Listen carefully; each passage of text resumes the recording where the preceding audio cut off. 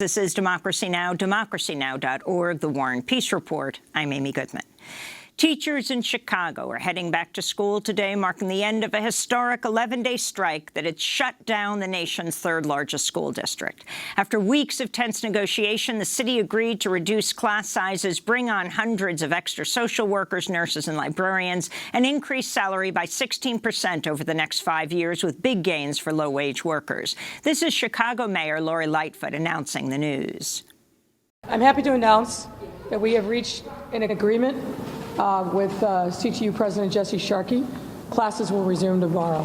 We invited him to come out so we could do a joint announcement. He declined, but we have an agreement, and teachers will be back in class, and students will be back in class tomorrow.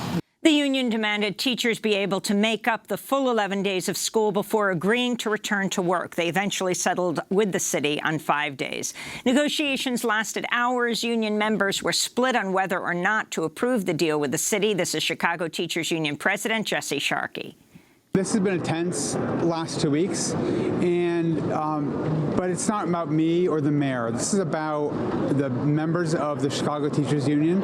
It's about 20,000 teachers and thousands of education support workers and clinicians.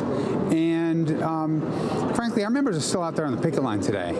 And they don't need to see me smiling with the mayor when in fact, what they need to see is they need to see that we have a tentative agreement.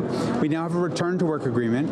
I'm glad that people get to return to work. We've been frankly, it's been hard on teachers to be out this long.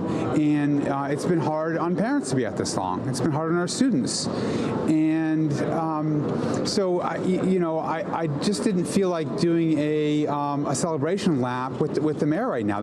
7,500 public school workers with the Service Employees International Union, who had been striking, also settled with the city earlier this week. They stayed on the picket lines through Thursday. Well, for more, we're joined by two guests. In Chicago, Stacy Davis Gates is with us, Executive Vice President of the Chicago Teachers Union, and labor journalist Sarah Jaffe joins us from Philadelphia, author of Necessary Trouble, Americans in Revolt. We welcome you both to Democracy Now! Let's go directly to Chicago. Stacy Davis Gates, can you talk about what this deal is that you struck, the Chicago Teachers Union, with the city of Chicago, that if all the workers approve, ends, well, today, teachers are back at school? Good morning. Our members took a 10-day sacrifice to finally bring about some equity in the Chicago public schools. Our school communities will have a nurse 5 days a week in every school, a social worker 5 days a week in every school. School communities on the south and the west side of the city are now being prioritized. They will get the wraparound supports that they need. The class size limits will go into effect it will go into effect faster for them. Look, this sacrifice that our members made has ushered in a new type of Chicago public schools that offers sanctuary to their students, that provides homeless students with the necessary supports. We are very pleased with the outcomes, and we just really thank our parents in the city for standing by us. So talk also about the salary and health care benefits that you negotiated. Virtually no change in our health insurance, and our members got a 16% COLA increase, cost of living increase. Our PSRPs, our lowest wage workers in our bargaining unit, 2/3 of them were their children could qualify for free and reduced lunch prior to going on strike. Now we've lifted that basement, and those women who serve in our school communities, who are the glue in our school communities, they don't have to exist in poverty anymore.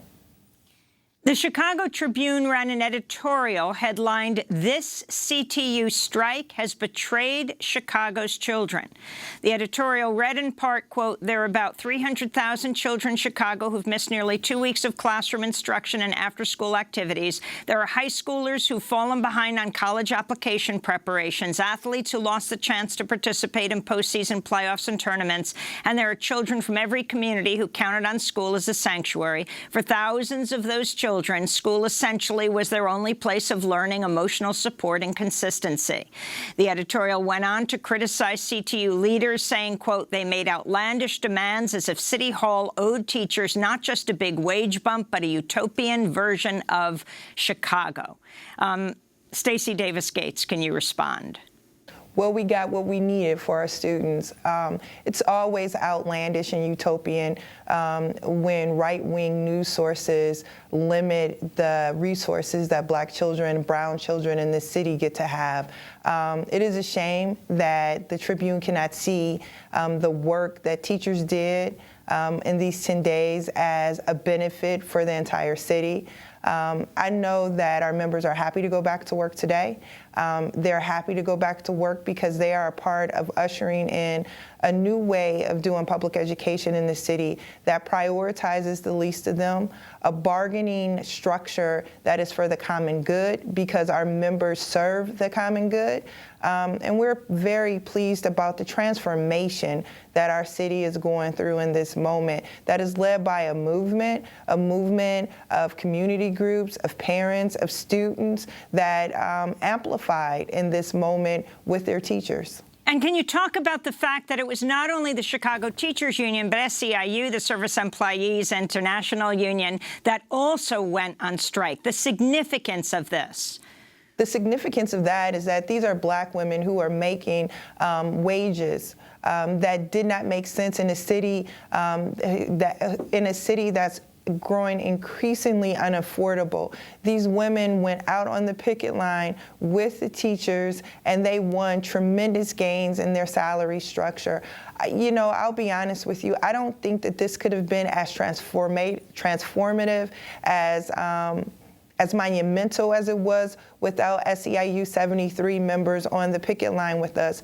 Those women settled their contract before we settled ours, and the very next day, they were on the picket lines with us. The solidarity that we had with the city, with each other, was tremendous in this moment. Look, this is a movement that has been percolating for the last decade in this city to bring about change that focuses on those communities that have been left behind while skyscrapers in downtown Chicago are built with taxpayer money. This is a shift in how we conceive of public resources actually helping those who need them the most. This is a win for our city. This is a win for our state. This is a win for our country. Stacy Davis Gates, you're a mom of 3 school kids in the Chicago schools. I think about that editorial that talked about this utopian version of Chicago you're looking for. Can you talk about what educational justice means? It means that Black children in Chicago don't have to beg for a nurse, which is the bare minimum for most children across this country.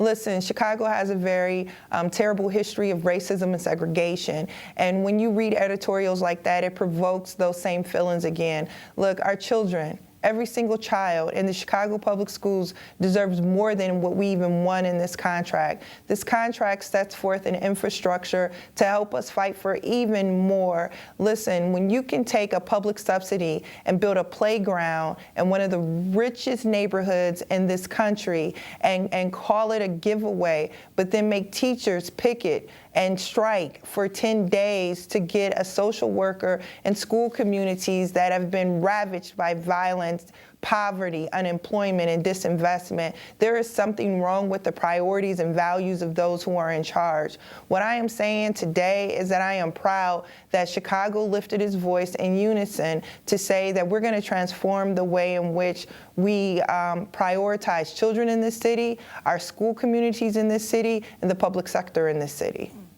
Sarah Jaffe, you've been looking at school strikes for years, and you've also had this wave of school strikes across the country, not to mention the Chicago Teachers Union strike of 2012. Talk about the significance of what just took place with the nation's 3rd largest school district. I think we have to start with the Chicago strike of 2012 because that is where this entire wave was rooted. When Stacey says that they've been fighting for a decade, this is a caucus within this union that took power in 2010 that fought for the right to strike and then successfully went on strike in 2012, beat Rahm Emanuel, who was in many ways more committed to privatizing, to crushing the public schools, to crushing the union than Lori Lightfoot was. And so that's where this movement began to reform the teachers' unions. The last time I was on talking to you, we were talking about Los Angeles, and the Los Angeles teachers pushed forward this bargaining for the common good framework, and now the CTU has done that again. They've come back to the center of the teachers' union movement where they belonged because they've always been there.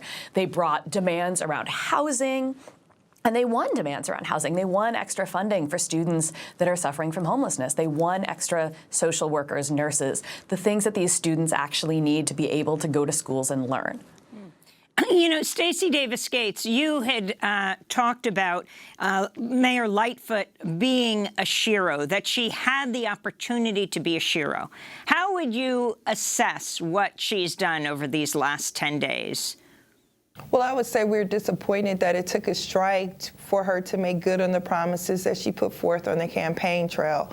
I think that this serves as notice to all of us in the movement that when candidates assume our positions and our platforms and our agendas, that we can hold them accountable to making good on those things. Look, this was never about a power struggle. In fact, for the last decade, it has been about giving Chicago students what they deserve. And she was in a position to do it before the strike, and certainly our members took it to a strike, and they won those things for their students.